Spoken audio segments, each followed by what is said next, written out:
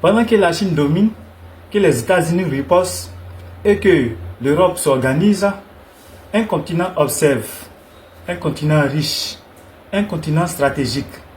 Ce continent, c'est l'Afrique.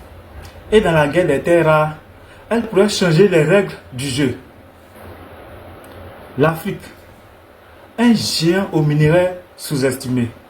Plusieurs pays d'Afrique disposent des réserves importantes. Le Madagascar, la Namibie, la Tanzanie, l'Afrique du Sud. Et dans les minéraux stratégiques de la République démocratique du Congo, du Colbert, l'Afrique n'est pas pauvre, mais mal positionnée. Pourquoi tout le monde revient en Afrique? La Chine investit massivement en Afrique. Les États-Unis cherchent à sécuriser les partenariats. L'Union européenne parle de partenariat stratégique équitable. Pourquoi? Parce que la transition énergétique explose. La demande mondiale augmente. La diversification devient urgente. L'Afrique devient un champ de compétition géoéconomique.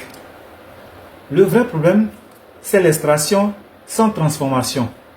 Historiquement, l'Afrique, c'est l'extraction. Occident et Asie, c'est la transformation. La Chine, c'est l'industrialisation.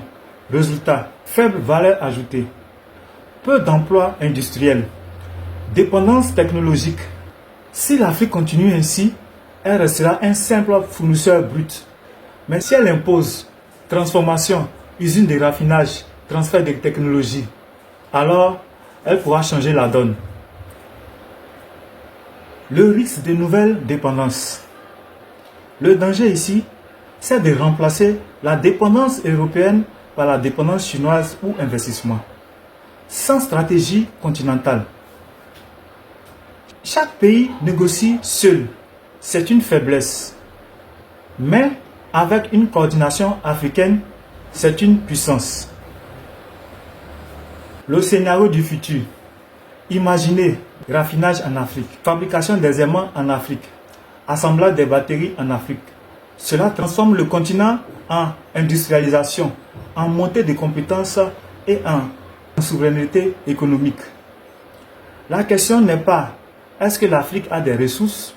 La question est-ce que l'Afrique a des stratégies? Dans la guerre des terres rares, l'Afrique peut rester une simple mine ou devenir une puissance. Elle peut subir une bataille ou en devenir l'arbitre. Le 21e siècle ne se jouera pas seulement à Washington ou à Pékin, mais il pourrait aussi se jouer à Windhoek, à Antananarivo ou à Kinshasa. Dites-moi en commentaire ce que vous pensez. Partagez, likez et abonnez-vous pour les nouveaux arrivants.